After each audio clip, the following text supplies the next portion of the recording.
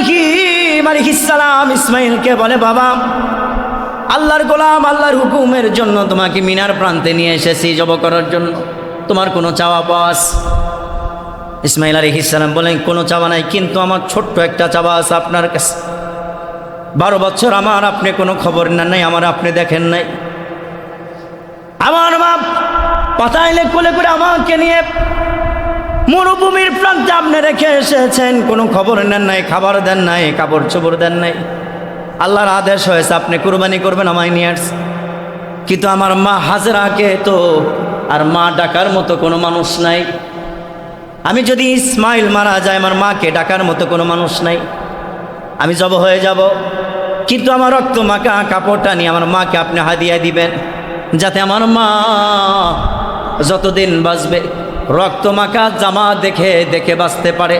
আর আমার মাকে বললেন, আমি যখন চলে যাব, মৃত হয়ে যাব, মা যখন মৃত হয়ে যাবে সুসংবাদ দিয়ে দেবেন, আমি আমার মার একই সাথে জান্নাতুল ফেরদাউসের মেহমান হয়ে যাব। আপনাকে শুধু এতটুকু চাওয়ার কোনো চাওয়া নেই। ইব্রাহিম আলাইহিস সালাম বলেন, প্রস্তুতি শুরু করো। তিনি প্রস্তুতি শুরু হলেন। তিনি শুয়ে পড়লেন, শুয়ে থেকে আবার দাঁড়িয়ে গেলেন। দাঁড়িয়ে যাওয়ার পরে ইসমাইল আলাইহিস সালাম দাঁড়ানোর পরে ইব্রাহিম আলাইহিস সালাম বলতেছেন, দাঁড়াইলেন কেন? ইসমাইল আলাইহিস সালাম বলেন, বাবা আমার হাত পাগুলো শক্ত করে আপনি বেঁধে নেন। যদি আপনি ছুরি চালাইতে গিয়ে আমার হাতটা আপনার গাল মোবারকে লাগে, তাহলে তো বেদবি হয়ে যাবে। যদি পা মুবারক আপনার শরীরে লাগে, বাবা আপনি বেদব হয়ে যাবে। আপনার সাথে হাসরের দিন আমার আল্লাহ যদি জিজ্ঞাসা করেন, কোরবানি হবার সময় তুমি তোমার পাটা তোমার বাবা নবীজিকে মারছিলা কেন? কেন ছটফট করতেছিলা? তুমি তো আমার জন্য আসতেছ। আমার হাত পাগুলো বেঁধে নেন। তিনি শুয়ে বললেন, হাত পা বাঁধবেন। আবার তিনি দাঁড়ায় গেলেন, দাঁড়া যা বললেন, বাবা আমার হাত পা আপনি বাঁধবেন না। ঐতিহাসিক ঘটনার ভিতরে ইব্রাহিম আলাইহিস সালামের ঘটনা, কুরবানির মহাকাব্য মহা ঘটনাটা তুলে ধরেছেন কোরআনুল কারীমের ভিতরে সূরা ইব্রাহিম। সূরাত ইব্রাহিমের ভিতরে সূরাতুল কাউসারের ভিতরে মুহাম্মদ রাসূলুল্লাহ সাল্লাল্লাহু আলাইহি ওয়াসাল্লামকে ঘটনার বিবরণ দিয়েছেন আল্লাহ পাক। কুরবানির বিবরণ, কুরবানির মাসলা মাসাইল, কুরবানির কাদের উপর ওয়াজিব, কাদের উপর ওয়াজিব না, সব কিছু আল্লাহ সুবহানাহু ওয়া তাআলা নবীজির উপরে ন্যস্ত করেছেন, উল্লেখ করেছেন, ঘটনাগুলি তুলে ধরেছেন। কেন? মুসলিমদের জাতির পিতা ইব্রাহিম আলাইহিস সালাম, ইব্রাহিম আলাইহিস সালামের ঘটনাটা মানুষের সামনে এটা প্রকাশ করার জন্য ইসমাইল, হাজেরা আর ইব্রাহিমের ঐতিহাসিক ঘটনাটা আল্লাহ তাআলা তুলে ধরেছেন। প্রত্যেকটা কোরআনুল কারীমের আয়াতের পিছে আল্লাহ পাকের অনেক বৈশিষ্ট্য এবং অনেক গুণাবলীর কথা একটি আয়াতের ভিতরে আল্লাহ তাআলা ঢুকিয়ে দিয়েছেন। আল্লাহ পাক অযথাই কোনো আয়াত মানুষের জন্য নাজিল করেনি, অবশ্যই কোনো ঘটনাক্রমে নাজিল করেছে। এই ঘটনার বিবরণ দিতে গিয়ে আল্লাহ পাক সূরাতুল ওয়াকিয়াও নাজিল করেছেন, যে সূরাতুল ওয়াকিয়াটা ঘটনার উপরে নাজিল হয়েছে।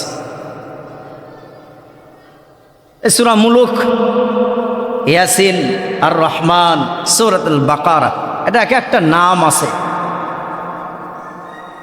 নামের ঐতিহ্য, নাম কেন নামকরণ আল্লাহ পাক করলেন, এটিও আল্লাহ পাক তুলে ধরেছেন। সূরাত ইব্রাহিম, সূরাত ইউসুফ, ইউসুফ আলাইহিস সালামের 11 ভাই তার সাথে কি আচরণ, কি ব্যবহার করেছে আল্লাহ পাক এটা কোরআনুল কারীমের ভিতরে সূরা ইউসুফের ভিতরে তুলে ধরেছে। লেস কাটা যখন আল্লাহ রসুলকে বলতেছিলেন কাফেরা, তখন আল্লাহ সূরা কাউসার নাজিল করেছে। ইব্রাহিম আলাইহিস সালামের ঘটনাটা তুলে ধরার জন্য সূরাতুল ইব্রাহিম আল্লাহ পাক নাজিল করেছে। রাষ্ট্রীয়ভাবে রাষ্ট্র কিভাবে চালাবেন এই হিসাবেও সূরা কোরআনুল কারীমের ভিতরে আছে। আল্লাহ কুরাইশ বংশেরকে নামাজের হুকুম দিয়েছেন, সূরাতুল কুরাইশ আল্লাহ নাজিল করেছে। ফালিয়াবুদু রাব্ব হাযাল বাইত, এই ঘরের মালিকের ইবাদত কর। আল্লাহ নিজে বলেছেন এই ঘরের মালিকের ইবাদত কর। বাইতে শব্দ তো ঘর, যে ঘরের মালিকের ইবাদত কর। কেন আল্লাহ পাক এই কথাটি বললেন? ঘরের মালিকের ইবাদত করতে বললেন কেন? অবশ্যই কোনো কারণ আল্লাহ পাকের কাছে আছে। আল্লাহ পাকের কাছে অবশ্যই কোনো ঘটনা আছে বিধাই সূরাতুল ইব্রাহিম আল্লাহ পাক নাজিল করেছেন, এমনি কিন্তু নাজিল করেন। তো ইব্রাহিম আলাইহিস সালামের পূর্ণাঙ্গ যে ঘটনাটা, এটা অনেক লম্বা ঘটনা, কিন্তু সাবজেক্ট অনুযায়ী কিছু অংশ স্টাস করা। কুরবানির ঘটনা তো সবাই জানে, কম বেশি ছোট বড় সবাই কিন্তু জানে যে ইব্রাহিম আলাইহিস সালাম তার সন্তানকে কুরবানি করেছিল মিনার প্রান্তে গিয়া। আসলে এখানে ইব্রাহিম আলাইহিস সালামকে কি জন্য মক্কায় নিলেন, কি জন্য আবার কুরবানি হুকুম দিলেন? তিনি তো ছিলেন ইরাকে।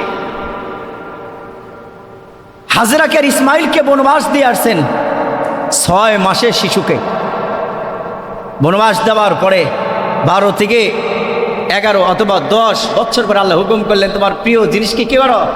কুরবানি করো। ইব্রাহিম আলাইহিস সালাম প্রিয় জিনিসকে কুরবানি করার জন্য 1 দিন 2 দিন 3 দিন 4th দিন পর্যন্ত উটনি কুরবানি করতেই ছিলেন, কিন্তু আল্লাহ বলেন না, হয় নাই। প্রিয় জিনিস কুরবানি করো, তোমার নিকটবর্তী নৈকট্য ভালোবাসার কলেজার টুকরা যেটা, সেটাই তুমি কুরবানি করো। ইব্রাহিম আলাইহিস সালাম তিনি চিন্তা করলেন নিকটবর্তী কলেজার টুকরা তো আমার ইসমাইল, আর তো কেউ নাই। ইসমাইল ছাড়া নৈকট্য আর নিকটবর্তী ভালোবাসার মানুষ নাই। নবীরও জানা যে আমার সন্তান জীবিত আছে, যদি আমার সন্তান জীবিত না থাকতো তাহলে আল্লাহ তো জানাইতো যে ইসমাইল কিন্তু জীবিত নাই, মৃত। কিন্তু আল্লাহ বললেন প্রিয় জিনিস কুরবানি করো। এই জন্য ইব্রাহিম আলাইহিস সালাম চিন্তা করলেন থিয়ারসি ছোটবেলা আছে কি জানি না, বেঁচে যদি তাকে কুরবানি করব। কিন্তু নিজের মনের একটা চিন্তা, আমার ইসমাইল বেঁচে আছে, মরে নাই। কারণ হাজেরা যে বলেছিল 6 মাসের শিশুকে যখন উটের উপরে চড়ায় নিয়ে নামা দেয়া, এই পাশে বাড়িঘর নাই, এ পাশে বাড়িঘর নাই, এ পাশে বাড়িঘর নাই, এ পাশে কোনো বাড়িঘর নাই, চতুর্দিকে ধুধু বালু আর বালু। তার ভিতরে যখন হাজেরা আর ইসমাইলকে রেখে আসতেছিলেন, হাজেরার মনে একটু ধাক্কা লাগলো যে ছোট মাসুম মাত্র 6 মাস বয়স, আপনি তাকে রেখে গেতেছেন, আপনি কলিজার টুকরা, চাঁদের মতো চেহারা, নবী তো নবী হবেন, জবেহুল্লাহ। আল্লাহ রাসূল বলেন আমি 2 জবেহের সন্তান, একটা ইসমাইল আর একটা আব্দুল্লাহ, আমি 2 জবেহের সন্তান। হাজরা ইব্রাহিমকে বারবার বলতেছেন কি দোষ, কি অপরাধ, কি অপরাধের কারণে আমাদেরকে এখানে রেখে যাচ্ছেন, জানতে পারি অপরাধটা কি? বাক শক্তি রুদ্ধ হয়ে যাচ্ছে, মাসুম ছোট বাচ্চা, এই বাচ্চাকে রেখে তিনি চলে যাচ্ছেন। 80 বছর পরে আল্লাহ তাআলা একটা সন্তান দান করছে।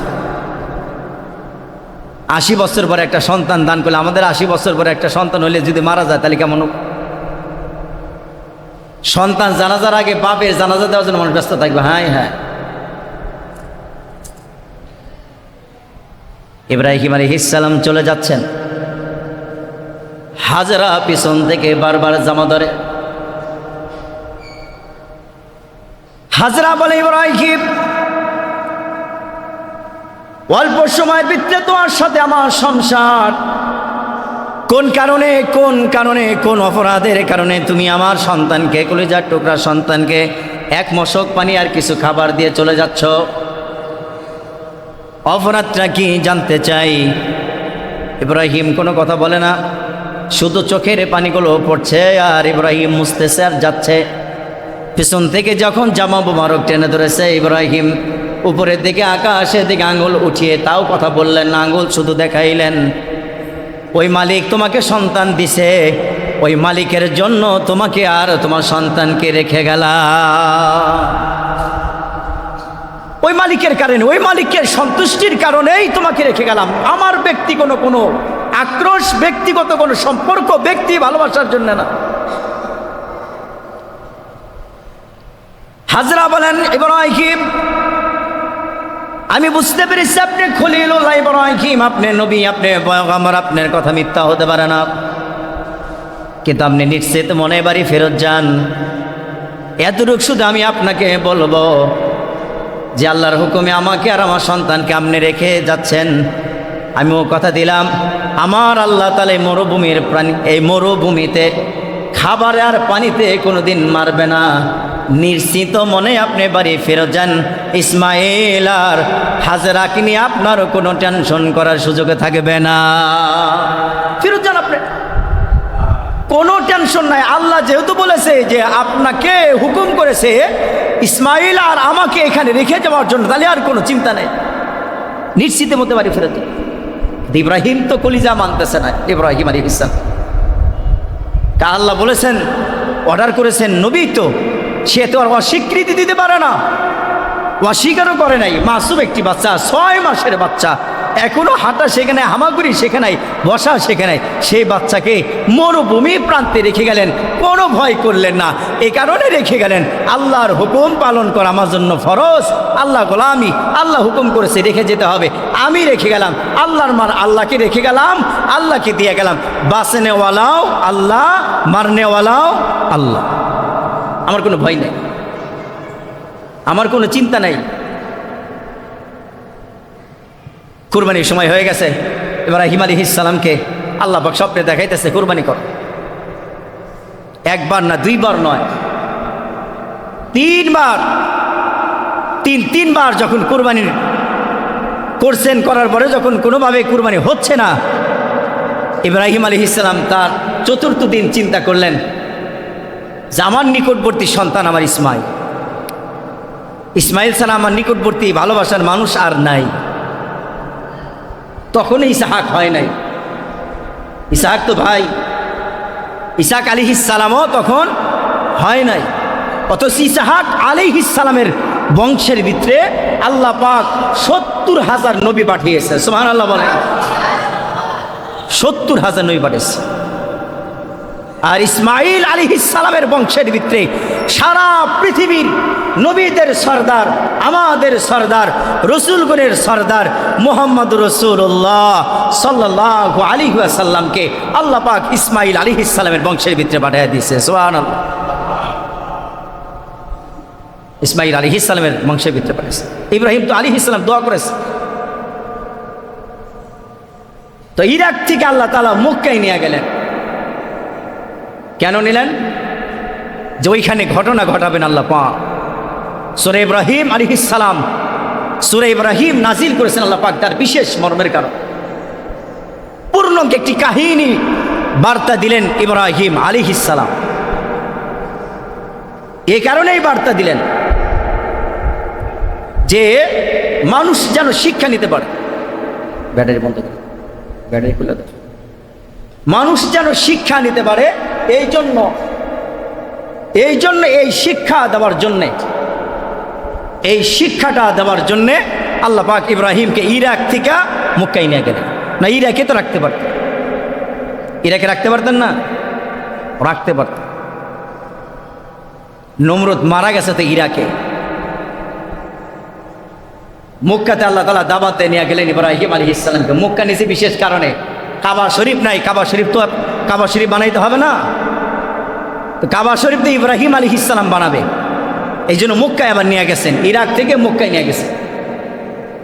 বিশেষ কারণ 12 বছর পরে হাজেরার ঘরের কাছে গিয়া দেখে আগেকার হাজেরার যে এখানে রেখে গেছে ইসমাইল আর হাজেরাকে, ওই জায়গাটার আগের মতো নাই।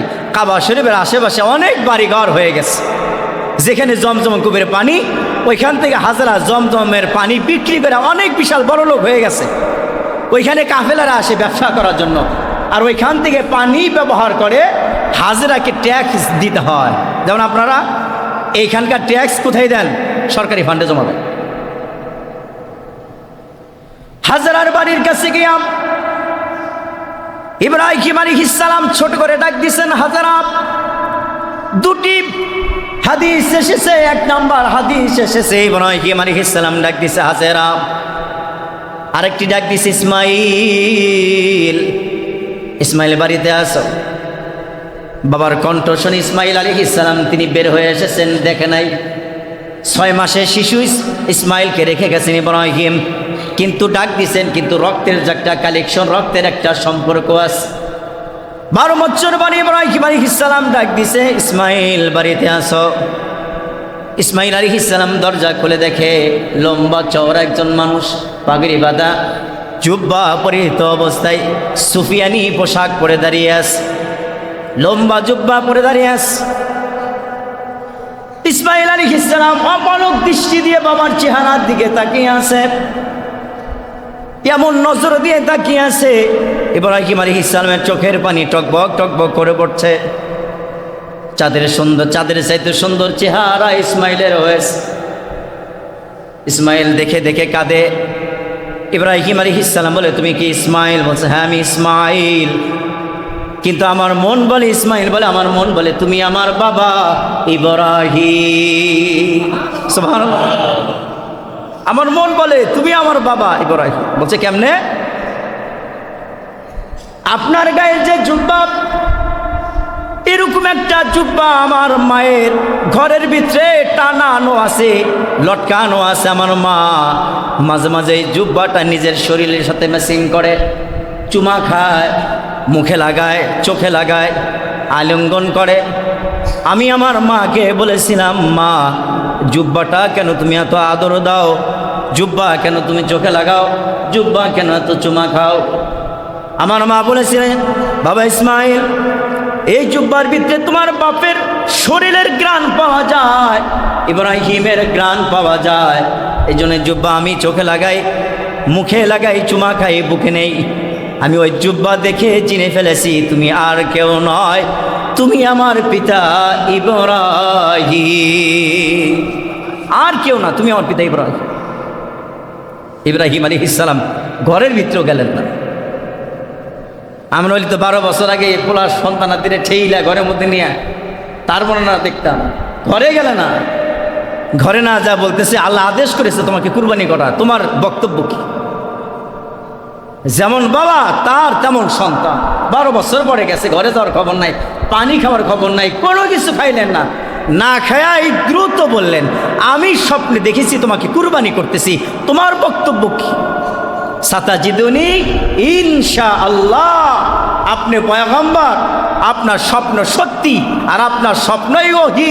আল্লাহ যদি হুকুম করে থাকে আমাকে কুরবানি করায়, চলেন বাবা, আপনি যেথায় যাবেন সেখানেই আমি যাইতে রাজি। সুবহানাল্লাহ বলেন। আপনি যেথায় যাবেন, সাতাজিদুনি ইনশাআল্লাহ। আর আমাদের সন্তানগুলো যদি হয়তো বলতেছে, বাবা ফাইজলামি করার জন্য এখানে আসছো, 12 বছর পরে এখানে এসে আমার সাথে ফাইজলামি করতেছো, খাবার দাও নাই, দায়িত্বমান বানানো, একদিন টাকা দাও নাই, ঈদের নামাজ মাঠে টাকা দাও নাই, পাঞ্জাবি দাও নাই, জুব্বা দাও নাই, শার্ট দাও নাই, প্যান্ট দাও নাই, জুতা দাও নাই, ঘড়ি দাও নাই, তুমি আসছো আজকে আমাকে কুরবানি দেওয়ার জন্য। মানে কি? তুমি আজকে কুরবানি দেওয়ার জন্য আসছো কেন? কিন্তু ইব্রাহিম আলাইহিস সালাম বললেন, ইসমাইল আলাইহিস সালাম বলেন, সাতাজিদুনি ইনশাআল্লাহ। বাবা আপনি আপনি আপনি যদি স্বপ্নে দেখেন, আপনি যদি স্বপ্ন দেখেন যে আমাকে আপনি কি করতেছেন, কুরবানি করতেছেন, তাহলে আমি আপনার কথায় রাজি, সমস্যা নাই, চলেন। হাজরা হাতেও দেখা করলেন না ইব্রাহিম। কেন? আল্লাহর গোলামি করতে যাইতে হবে। বিবির মহব্বত আর বিবির চেহারা দেখে যদি কুরবানির কথা বলে যায়, এই জন্য বিবির চেহারা পর্যন্ত দেখার সুযোগ হয় না ইব্রাহিম আলাইহিস সালাম। ইব্রাহিম আলাইহিস সালাম বিবির চেহারা দেখলেন না, দেখা আগে বললেন, চলো কুরবানি হবে। আমি আপনি গেলে আগে বিবিরে দেখি। আল্লাহ তো বলছে নামাজ পড়ার জন্য, বলছেই তো, আল্লাহ তো বলবে, আল্লাহর কামই বলা, আর আমার কাম হলো খেত খামারে খালি কাজ করা। আল্লাহ কইছে নামাজ পড়তে হবে, পড়মুনি, জীবনে পড়লে হইল। আল্লাহ কইছে তো, আল্লাহ তো কয় আজকেই পড়তে হবে। কিন্তু ইব্রাহিম আলাইহিস সালাম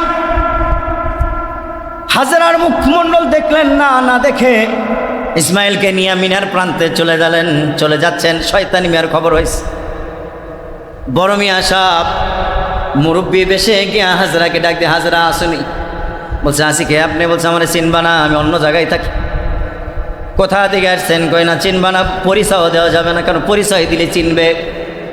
যদি বলে আমি শয়তান তাহলে তো চিনে ফেলবে, পরিচয় দেওয়া যাবে না। সুরত ধরছে মুরব্বীর, পাগড়ি বান্ধে, সাদা জুব্বা, সাদা তসবি হাতে, লাঠিও হাতে। বলছে হাজরা তোমার সামনে বড় দুঃখ আছে। হাজরা বলে কি এমন দুঃখ? দুঃখ পাইতে পাইতে এতটুকু বড় হয়ে গেলাম, পারি করে দিলাম 12 বছর, স্বামী ছাড়া 12 বছর, নবী স্ত্রী আমি, এত দুঃখ পাচ্ছি, তারপরে আমি আমার আল্লাহরে বলি নাই, আপনি আর নতুন করে কি দুঃখের কথা বলবেন? শয়তান বলে হাজরা তোমার সন্তান ইসমাইল কোথায়? হাজরা বলে খেলার জন্য হয়তো বা বাহিরে গেছে। বলছে না, তোমার স্বামী এসেছিল জানো? বলছে আপনি মিথ্যা কথা বলেন, স্বামী আসলে আমায় দেখবে না। বলছে না, তোমাকে দেখার মতো তার সুযোগ হয় নাই, আল্লাহ অর্ডার করেছে তোমার সন্তানকে কুরবানি করার জন্য। তখন হাজরা বুঝতে পেরেছে ইনি আর কেউ না, ইনি শয়তান। কারণ শয়তান সবসময় ভালো কাজে আমজাম দেয় না, বাধা সৃষ্টি করে দেয়। হাজরা বলছে আমি চিনতে পেরেছি আপনি আর কেউ না, আমার বাবা আদমকে আপনি জান্নাত থেকে বাহির করেছিলেন, আমার মা হাওয়াকে আপনি জান্নাত থেকে বাহির করেছিলেন, উনি আপনি না? শয়তান হ্যাঁ আমি তো সেবি। কিন্তু হাজরা তোমার খুশি সংবাদ নিয়ে আসছে, তোমার ছেলেকে যদি বাঁচাইতে চাও তাহলে মিনার প্রান্তে দৌড়াও। তখনও মিনার হয় নাই নাম, অমুক পাহাড়ে দৌড়াও, তাহলে তোমার সন্তান বাঁচাইতে পারবো। হাজরা বক্তব্য কি? হাজরা বক্তব্য বলতেছে যে আমার সন্তানকে যদি ইব্রাহিম কি করে থাকে, নিয়ে গিয়ে থাকে আর কুরবানির জন্য নিয়ে গিয়ে থাকে, আমি হাজরা এরকম ইসমাইল যদি 1000টা আমি জন্ম দেই আর ইব্রাহিম যদি কুরবানির জন্যে মাঠে নিয়ে থাকে, আমি হাজরা আমি আমার স্বামীর প্রতি আল্লাহর প্রতি 1000 বার খুশি এবং রাজি থাকবো। সুবহানাল্লাহ। 1 ইঞ্চির জন্য পিছপা হব, ইমান থেকে পিছপা হব না। কিন্তু হ্যাঁ, আমি দেখব পিতা সন্তানকে কিভাবে কুরবানি। ওয়াল আদহা ইলাইকুম যাবাহা, কিভাবে পিতা ইব্রাহিম ইসমাইলকে জব করে। কিন্তু আল্লাহর খলিল সে, আল্লাহর নবী সে, তিনি যেহেতু মুঠো 5 করেছেন তাকে কুরবানি করতে হবে, আমাকে জিজ্ঞাসা করার মতো সে মন মশা তৈরি করে নাই। আল্লাহর গোলাম, আল্লাহর হুকুম পালন করবে, বিবেকে কেন জিজ্ঞাসা করবে? বিবেকে জিজ্ঞাসা করার অধিকার তার নাই, ছিল না সময়। তার সময় হলো আমার মালিক যেন বেজার না হয়। যত আগে আমি আমার সন্তানকে কুরবানি করব, আমার মালিক আল্লাহ তত আগে আমার প্রতি রহমত নাজিল করে দিবে। সুবহান। ইব্রাহিম আলাইহিস সালাম চিন্তা চেতনা হলো এই। হাজরার কাছে শয়তান তিনি হেরে গেলেন। হেরে যাওয়ার পরে ইসমাইলের পাশে পাশে তিনি দৌড়াচ্ছেন। এই যে মিনার প্রান্তে গিয়ে তার পাশে পাথর নিক্ষেপ করতে হয় শয়তানকে, ইসমাইল আলাইহিস সালামের মাধ্যমে আসা। কাবা শরীফ তওয়াফ করতে হয় ইব্রাহিম আলাইহিস সালামের মাধ্যমে আসা। মিনার প্রান্তে গিয়ে কুরবানি করতে হয়, এটাই ইব্রাহিম আলাইহিস সালামের মাধ্যমে আসা। কিন্তু এটা ইব্রাহিম আলাইহিস সালামের ছিল, আর আমাদের ক্ষেত্রে আল্লাহ পয়গম্বরের ওয়াজিব করে দিয়েছেন আল্লাহ পাক। হাজিরা যদি মিনার প্রান্তে গিয়ে কুরবানি না করে তাদের হজ হবে না, যদি পাথর নিক্ষেপ না করে হজ হবে না, কাবা শরীফ যদি তওয়াফ না করে হজ হবে না। মিনার প্রান্তে গিয়া শয়তান নামের যে খুঁটিটা আজও বানানো আছে, আব্রত হয়ে কিছু হাজির ছাতি দাও ডালায়, জোতা দাও ডালায় শয়তানকে মারার জন্য। আল্লাহ পাক বলে ইব্রাহিমের কাহিনী যদি জানতে চাও, শুনতে চাও, হাজিরা যখন পাথর নিক্ষেপ করে হাজিদের মাইন্ডে এটাই চলে আসে, ইসমাইল পাথর নিক্ষেপ করেছে, আমিও পাথর নিক্ষেপ করলাম।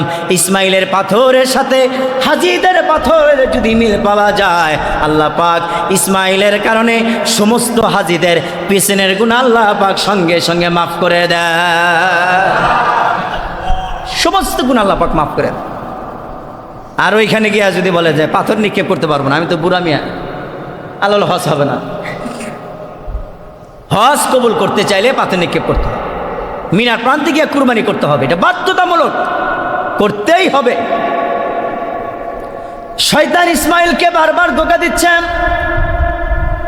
বারবার বলতেছেন তুমি ওদিকে যাও না, ওদিকে যেও না, গেলে তোমাকে কুরবানি করা হবে। ইসমাইল একবার দুইবার নয় তিনবারের কালে পাথর নিক্ষেপ করলেন, কঙ্কর নিক্ষেপ করলেন। তাই ইব্রাহিম আলাইহিস সালামকে অনুমতি নিয়ে ইব্রাহিম আলাইহিস সালামকে ইসমাইল বললেন, বাবা কে যেন পিছন থেকে বলে তোমাকে কুরবানির জন্য নিয়ে যাচ্ছে। ইব্রাহিম আলাইহিস সালাম বুঝতে আর বাকি হয় নাই, কারণ এই শয়তান আমাকে উলঙ্গ করিয়ে আমাকে বাবার মাধ্যমে চড়ক পূজা বানায় আমার আগুনে নিক্ষেপ করেছিল। এই শয়তানের পলিটিক্সের কারণে আজও আমার ইসমাইলের কাছে এসে বাধা তৈরি হয়েছে। বাবা ইব্রাহিম বললে তুমি পাথর নিক্ষেপ করো। 3টি কঙ্কর নিক্ষেপ করা হলো। হাদিস শরীফে তার অধিক আছে, আবার কমও আছে। পাথর নিক্ষেপ করলেন। ইব্রাহিম আলাইহিস সালাম তাকে নিয়ে মিনার উপরে উঠলেন। মিনার উপরে ওঠার পরে ইব্রাহিম আলাইহিস সালাম ইসমাইলকে বলে, বাবা আল্লাহর গোলাম, আল্লাহর হুকুমের জন্য তোমাকে মিনার প্রান্তে নিয়ে এসেছি জব করার জন্য, তোমার কোনো চাওয়া পাওয়া আছে? ইসমাইল আলাইহিস সালাম বলেন, কোনো চাওয়া নাই, কিন্তু আমার ছোট্ট একটা চাওয়া আছে আপনার কাছে। 12 বছর আমার আপনি কোনো খবর নেন নাই, আমার আপনি দেখেন নাই। আমার মা পাতাইলে কোলে করে আমাকে নিয়ে মরুভূমির প্রান্তে আপনি রেখে এসেছেন, কোনো খবর নেন নাই, খাবার দেন নাই, কাপড় চোপড় দেন নাই। আল্লাহর আদেশ হয়েছে আপনি কুরবানি করবেন, আমায় নিয়ে আসছেন। কিন্তু আমার মা হাজরাকে তো আর মা ডাকার মতো কোনো মানুষ নাই। আমি যদি ইসমাইল মারা যায়, আমার মাকে ডাকার মতো কোনো মানুষ নাই। আমি জব হয়ে যাব, কিন্তু আমার রক্ত মাখা কাপড়টা নিয়ে আমার মাকে আপনি হাদিয়া দিবেন, যাতে আমার মা যতদিন বাঁচবে রক্ত মাখা জামা দেখে দেখে বাঁচতে পারে। আর আমার মাকে বললেন, আমি যখন চলে যাব, মৃত হয়ে যাব, মা যখন মৃত হয়ে যাবে সুসংবাদ দিয়ে দেবেন, আমি আমার মার একই সাথে জান্নাতুল ফেরদাউসের মেহমান হয়ে যাব। আপনাকে শুধু এতটুকু চাওয়ার কোনো চাওয়া। ইব্রাহিম আলাইহিস সালাম বলে, প্রস্তুতি শুরু করো। তিনি প্রস্তুতি শুরু হলেন। তিনি শুয়ে পড়লেন, শুয়ে থেকে আবার দাঁড়িয়ে গেলেন। দাঁড়িয়ে যাওয়ার পরে ইসমাইল আলাইহিস সালাম দাঁড়ানোর পরে ইব্রাহিম আলাইহিস সালাম বলতেছেন, দাঁড়াইলেন কেন? ইসমাইল আলাইহিস সালাম বলেন, বাবা আমার হাত পাগুলো শক্ত করে আপনি বেঁধে নেন। যদি আপনি ছুরি চালাইতে গিয়ে আমার হাতটা আপনার গাল মোবারকে লাগে, তাহলে তো বেদবি হয়ে যাবে। যদি পা মুবারক আপনার শরীরে লাগে, বাবা আপনি বেদব হয়ে যাবে। আপনার সাথে হাসরের দিন আমার আল্লাহ যদি জিজ্ঞাসা করেন, কুরবানি হবার সময় তুমি তোমার পাটা তোমার বাবা নবীজিকে মারছিলা কেন? কেন ছটফট করতেছিলা? তুমি তো আমার জন্য আসতেছ। আমার হাত পাগুলো বেঁধে নেন। তিনি শুয়ে বললেন, হাত পা বাঁধবেন। আবার তিনি দাঁড়ায় গেলেন, দাঁড়া যা বললেন, বাবা আমার হাত পা আপনি বাঁধবেন না।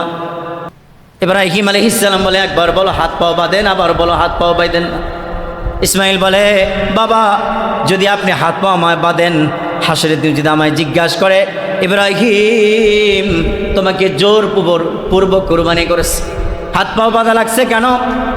আমি ইসমাইলকে যদি আল্লাহ পাক জিজ্ঞাসা করে, ইসমাইল আল্লাহর জন্য তুমি কুরবানি হইবা, আর এই জন্য তোমার হাত বাঁধা লাগছে, পা বাঁধা লাগছে কেন বলো? আমি হাত পা বাঁধবো না, আমার হাত পা বাঁধা দরকার নাই। সাতাজিদুনি ইনশাআল্লাহ, আমি এতটুক নড়াচড়া করবো না, আমি ধৈর্যশীল মধ্যে থাকবো, ধৈর্য ধরে শুয়ে থাকবো। কিন্তু বাবা আপনার চোখমণ্ডলটা বেঁধে নেন, আমার চেহারা দেখলে আপনার মায়া হবে, আমার চেহারা দেখলে আপনার মায়া হবে। আমি আপনার সন্তান, 12 বছর কোনো আমাকে গালে চুমা দিতে পারেন নাই, ছোটে কপালে চুমা দিতে পারেন নাই, আজকে আমার চেহারা দেখলে আপনার মন খারাপ হবে। ওকে বাবা চক্ষুটা বন্ধ করে নেন, বেঁধে নেন। চক্ষু বাঁধলেন, ছুরি চালাবেন। একাধিকবার, একবার দুইবার নয় 3বার ছুরি চালালেন, ছুরি কাটে না। কারণ আল্লাহ তাআলা নিষেধ করেছে, ইব্রাহিমের ছুরি শোনো, আমি হুকুম করলাম আমার ইসমাইলের একটা গলার পশমও যেন না কাটে। এটা আমার আদেশ, মাহাদা ইলাইহি ইয়াউমাল কিয়ামah। এটা আমার আদেশ, অন্য কারো আদেশ না। এটা আমার বক্তব্য। ইব্রাহিমের ছুরি যত পরিমাণ ধারালো থাকুক, কিন্তু আদেশটা আমার, জব হবে না, কাটবেও না। কেন কাটবে না? কারণ আমি তো এনেছি মক্কা নগরে এদেরকে ফুল ফোটানোর জন্য। ইসমাইলকে যদি আমি জব করে ফেলি তাহলে আমার কাবা শরীফ বানাবে কে? বাইদের ফাউনা কওয়াইদা মিনাল বাইতি ইসমাইল, বাইদের ফাউনা কওয়াইদা মিনাল বাইতি ইব্রাহিম ওয়া ইসমাইল রব্বানা তাকাব্বাল মিন্না ইন্নাকা আনতাস সামিউল আলিম ওয়া তুব আলাইনা ইন্নাকা আনতাত তাওয়াবুর রহিম। এই দোয়াটা ইব্রাহিম আলাইহিস সালাম করেছেন। ইসমাইলের ছুরি চালাইতেছিলেন, জিবরাইল আলাইহিস সালামকে পয়গম্বর জিজ্ঞাসা করেছিলেন, আল্লাহ অর্ডার করেছে আর শাহিম থেকে 7 আসমান 7 জমিনকে ভেদ করে আমার আসা লাগছে 1 সেকেন্ড সময় লাগছে মাত্র। সুবহানাল্লাহ বলেন, 1 সেকেন্ড সময় লাগছে। 1 সেকেন্ডের ভিতরে ইসমাইলকে সরায় দেয়া দুম্বা দেওয়া লাগছে, জান্নাত থেকে দুম্বাও নেওয়া লাগছে আমার। তখন এই যে তাকবীরগুলো আসে, যখন তিনি জব করতেছেন আল্লাহু আকবার বলে, যখন জব হইতেছিল না, দুম্বা যখন ছুরির নিচে দিছে, তখন হযরত জিবরাইল আলাইহিস সালাম পড়তেছিলেন আল্লাহু আকবার, আল্লাহু আকবার, লা ইলাহা ইল্লাল্লাহু, আল্লাহু আকবার, আল্লাহু আকবার ওয়া লিল্লাহিল হামদ। এটা বলতেছিলেন হযরত জিবরাইল আলাইহিস সালাম। পরীক্ষায় পাশ করলেন ইব্রাহিম, সাম্মাকুম মিনাল মুসলিমিন। পরীক্ষায় পাশ করলেন, সুপারিনকিন পামারিনা পাশ করলেন। ইব্রাহিম আলাইহিস সালামকে আল্লাহ তাআলা জাতির পিতা হিসেবে ঘোষণা করলেন। সুবহানাল্লাহ বলেন। আর আমাদের দেশে তো জাতির পিতা বছর বছর বদলায়। বিশ্বের আনাচে কানাচে জাতীয় পিতা জাতির পিতা বছর বছর বদলায়। আজীব বাংলাদেশ। তাই ইব্রাহিম আলাইহিস সালামকে খলিল উপাধি দিলেন আর বললেন, দুম্বা নিয়ে যাও, হাদিয়া দিয়া দিলাম তোমার জন্য। এই হাদিয়াটা সর্বপ্রথম হাজেরাকে হাদিয়া দিবা, কারণ হাজেরার ত্যাগের মাধ্যমে আজকের কুরবানির ঘটনা। হাজেরার ত্যাগের মাধ্যমে ইব্রাহিম আলাইহিস সালাম হাজেরার বাড়ির দিকে রওনা হলেন। এদিকে হাজেরা 2 রাকাত নামাজ পড়ে ইসমাইলের জন্য বারবার দোয়া করতেছেন, আল্লাহ 12টি বছর আমার স্বামী আমার পাশে ছিল না, তুমি আমার পাশে ছিলা। আসল বিষয় দিয়া হাজরা ভিক্ষুকের মতো ইসমাইলকে ভিক্ষা শেষ, আল্লাহ তুমি আমার সন্তানকে ভিক্ষা দিয়া যাও, ভিক্ষা দিয়া যাও আমার সন্তানকে। আমার কোনো আর পুঁজি নাই, আমার কোনো সন্তান নাই, একটা মাত্র সন্তান আমার ইসমাইল। একেও যদি নিয়ে যাও আমি বাঁচবো কি নিয়া? কিন্তু আল্লাহ যদি আমার নবী আমার স্বামী ইব্রাহিমের দ্বীনের জন্য যদি উপকার হয়, আমি এরকম সন্তান 1000টা তোমার জন্য কুরবানি করতে দেরি করব না। 1000টা কুরবানি করব, দেরি করব না, যদি দ্বীনের উপকার হয়। এই যে আমাদের যে কুরবানি, এটা সে দ্বীনের স্বার্থে, দ্বীনের জন্যে, খালি গোস্ত আর ওই গরোয়া বন্টনের জন্য না, দ্বীনের স্বার্থে। আল্লাহ পাক বুঝাইতে চায়, হাজারো হাজারো পৃথিবীতে, বাংলাদেশে সৌদি, মদিনাতুল মুনাওয়ারা, মক্কা, আমিন, যত আরব আমিরাত আছে, ইহুদি দেশ ছাড়া, খ্রিস্টান হিন্দু দেশ ছাড়া সমস্ত দেশগুলাতে যখন জব হয়, আল্লাহ আকাশ থেকে দেখে বলতে থাকে, এটাই ইব্রাহিম আলাইহিস সালামের আত্মত্যাগের বিবরণ। এটাকে যারা নিজের হালাল টাকা পশু দিয়া কুরবানি করতে পারবে, আল্লাহ পাক ওই সমস্ত পশুওয়ালার মালিকের সমস্ত গুনাহ আল্লাহ তাআলা নিজে দায়িত্ব নিয়ে মাফ করে দিবে। নিজে দায়িত্ব নিয়ে মাফ করে, হালাল পশু দিয়ে। হাজরা ইসমাইল আর ইব্রাহিমকে পাঠিয়ে দিলেন, নিয়ে গেলেন, দুম্বা গোস্ত রান্না হয়ে গেল, তিনি খাইলেন, মেহমানদারি ব্যবস্থা হয়ে গেল। আল্লাহ পাক বললেন, ইব্রাহিম মক্কাতে নিয়ে আসছি তো তোমাকে 2টি কারণ, একটা নিয়ে আসছি ইসমাইলকে জব করার জন্য, আর একটা নিয়ে আসছি নূহ আলাইহিস সালামের প্রাবলে আমার কাবা শরীফ ঢাইকা গেছে, এটা বাইর করে তোমাকে নির্মাণ করতে হবে। সুবহানাল্লাহ বলে, এই জন্য তোমাকে মক্কা নিয়েছি, না তোমার ইরানেই রাখতাম, ইরাকেই রাখতাম। ইব্রাহিম আলাইহিস সালাম তো ইরানে ছিলেন, ওইখানে ইসলাম দ্বীন প্রচার করেছেন, কিন্তু মক্কাতে নিয়ে এসেছেন, তার ঘর বানাইতে হবে না? তার ঘর বানাইতে হবে তো। দুইজনে 2 বাপ বেটা নিয়ে মিলা কাবা শরীফ, জিবরাইল আলাইহিস সালাম দেখা গেলেন, বালু সরাইয়া পাথর উপরে পাথর হযরতে ইব্রাহিম আলাইহিস সালাম আটকাইতে লাগলেন। যখন অর্ধেক হয়ে গেল, এখন আর লাগাইতে পারে না। আল্লাহ পাকের কাছে ফরিয়াদ জানাইলেন, আল্লাহ আমি এই কাবা বানাবো কিভাবে? আমি তো আর নগল পাই না, থা পাই না, ভাবি এতটুকু উৎসাহ না। আল্লাহ বলেন ব্যবস্থা করে দিতেছি, পাশেই একটা পাথর আছে, পাশেই পাথর আছে, এটাতে চড়ো। পাথরকে বলে নরম হও, কাদার মতো হও। কাদার মতো হয়ে গেলেন তিনি। ইব্রাহিম আলাইহিস সালাম সেখানে পাড়া দিলেন, পাড়া দেওয়ার সাথে সাথে আটকে গেলেন। ইসমাইল আলাইহিস সালামকে ইব্রাহিম বলেন পাথর দাও, লিফট হিসাবে ব্যবহার করতে বলেন আল্লাহ পাক। আল্লাহ বলেন ইব্রাহিম এটাকে উঁচাই উঠতে বলবা, উঁচাই উঠবে, এটাকে নিচে নামতে বলবা, নিচে নামনে। সুবহানাল্লাহ বলেন। উপরে উঠতে বলো, উপরে উঠবে, নিচে নামতে বলো, নিচে নাম। ঠিক হরজে আসওয়াদ পাথরের একবার মূল গোড়ার সামনেই কাছের গ্লাসের ভিতরে ইব্রাহিম আলাইহিস মাকামে ইব্রাহিম আলাইহিস সালামের পাও মুবারক। আর সেই পাথর আজও মক্কার মেন গেটের কাবা শরীফ হরজে আসওয়াদ পাথর চুমা দেওয়ার একেবারে হুবাহুব সামনে আল্লাহ পাক রেখে দিয়েছে। এ হাজি ইব্রাহিম আলাইহিস সালামকে দিয়া এই কাবা বানিয়েছি, সর্বশেষ শেষে আমি আমার নবীজিকে দিয়া কাবা বানিয়েছি। যারা তোমরা তওয়াফ করবা, তোমরা বাইতি ইব্রাহিম, তোমরা সবাই ইব্রাহিম আলাইহিস সালামের সন্তান। সুবহানাল্লাহ।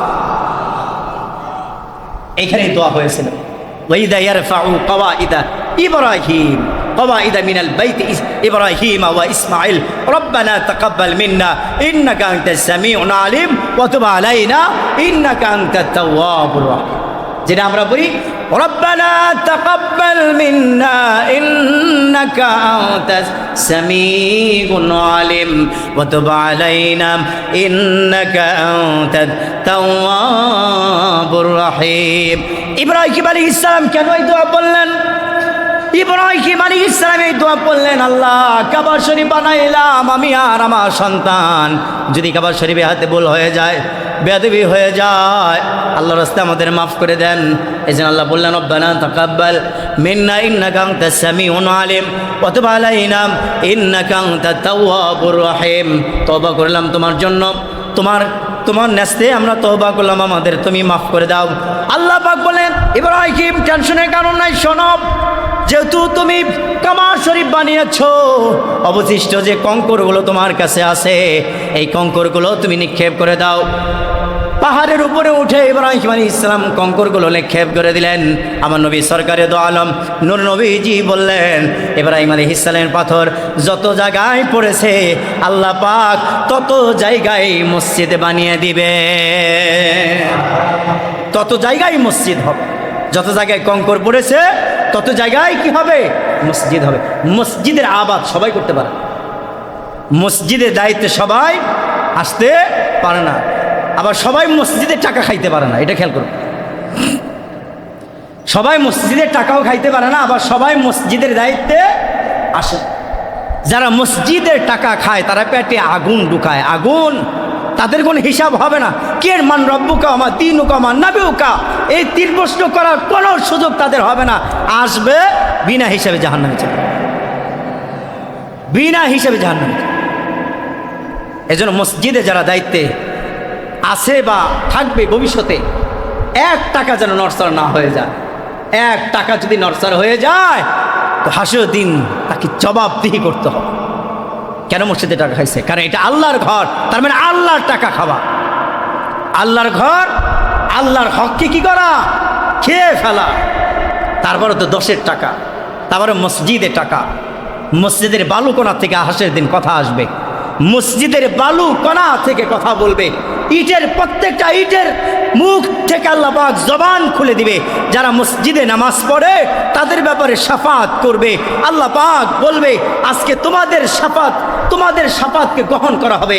মসজিদ সাক্ষী দিয়া তাদেরকে বিনা হিসেবে জান্নাতের মালিক বানায় দিবে, মসজিদ সাক্ষী দিবে।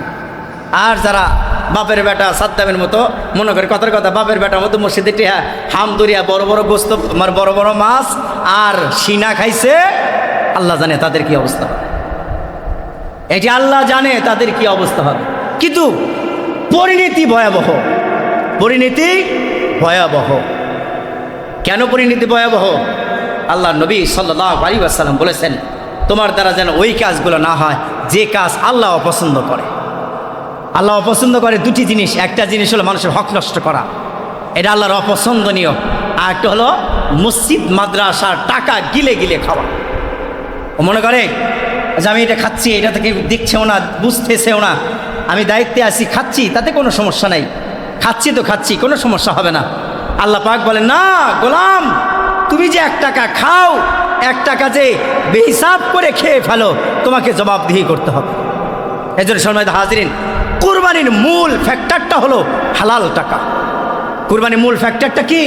হালাল টাকা। হালাল টাকা দিয়ে কী দিতে হবে? কুরবানি দিতে হবে। তারপরে দেখতে হবে কোয়ালিফিকেশন, নামাজ পড়ে কিনা, বা ইসলামের বিধিবিধান মানে কিনা। আগে আগে কুরবানি করা, আগে আগে কি করা? আগে আগে কুরবানি করা। মাঠের নামাজ আগে আগে পড়া। কেন? যত আগে মাঠের নামাজ পড়বে, তত আগে আল্লাহকে রাজি করার জন্য যত আগে ছুরি চালাবে, আল্লাহ পাক তত তাড়াতাড়ি তাকে মাফ করে দিবে। সুবহানাল্লাহ। তত তাড়াতাড়ি আল্লাহ কি করবে?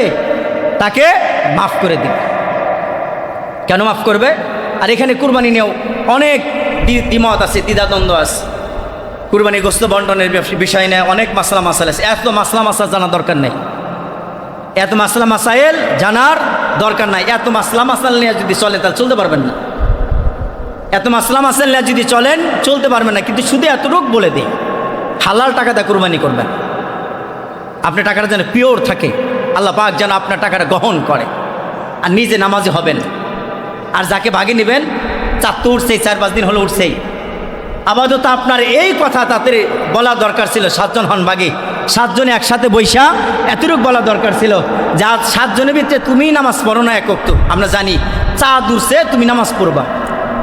আপাতত ঈদুল আজহা পর্যন্ত তোমরা কি করবা?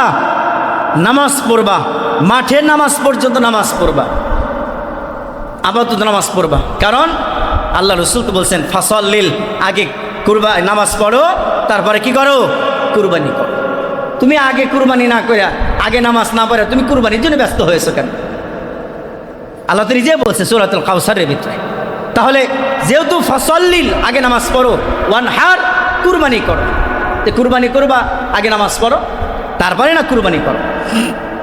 কিন্তু আমরা বাঙালি যাই কই হুজুর, যত যাই কন, কুরবানি বঞ্চিত হওয়া যাবে না, আমাকে কুরবানি দিতে হবে।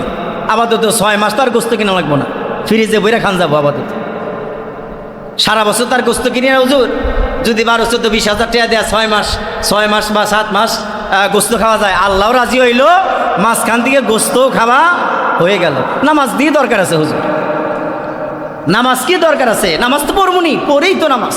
বাপ মরে গেলে সেদিন নামাজ পড়তে হয় না? বাপ মরে গেলে তো সেদিনকে নামাজ পড়তে হয়। তো সমস্যা কোথায়? তো সম্মানিত হাজিরিন, নামাজের অবক্ষয় আমাদের সমাজে বেশি। এজন্য মসজিদের মহব্বত আমাদের অন্তরে নাই, কুরবানির মহব্বত নাই। নামাজ যতক্ষণ পর্যন্ত আমাদের দিলে না গাঁথবে, দিলে না আসবে, মহব্বত না আসবে, ততক্ষণ পর্যন্ত রসুলের মহব্বত আমাদের অন্তরে ঢুকবে না। আপনি যা করেন রসুলের মাধ্যম ছাড়া আপনি জান্নাত পাবেন।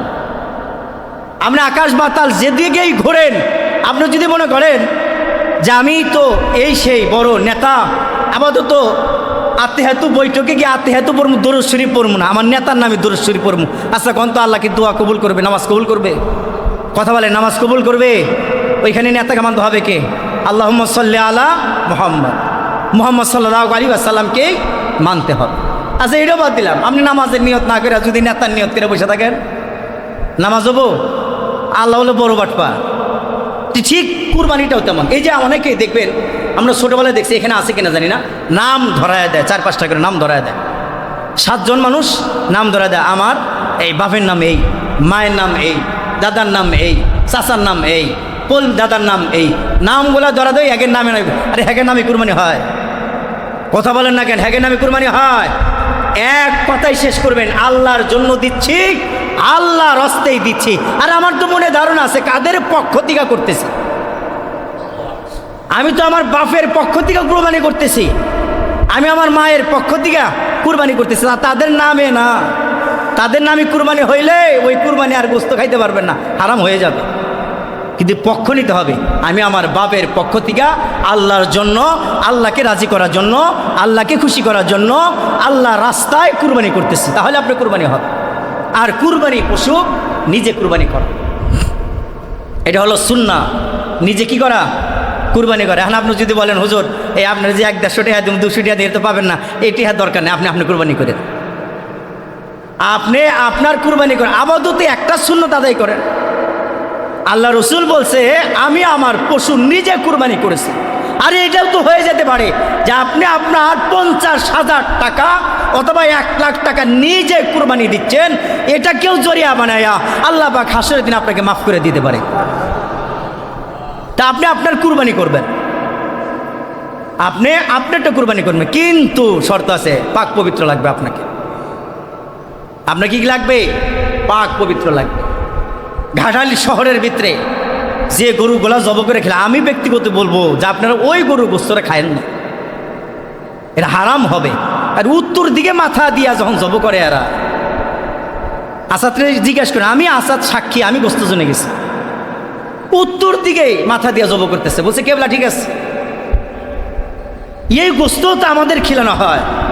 হাসরের দিন আল্লাহ যদি জিজ্ঞাসা করে হারাম যন্ত্র, হারাম বস্তু, আমার নাম ঠিক আছে কিন্তু কেবলা ঠিক ছিল না, এই বস্তু খাইছিস কেন, হিসাব দেওয়া যাবে। এটা উপায় আছে?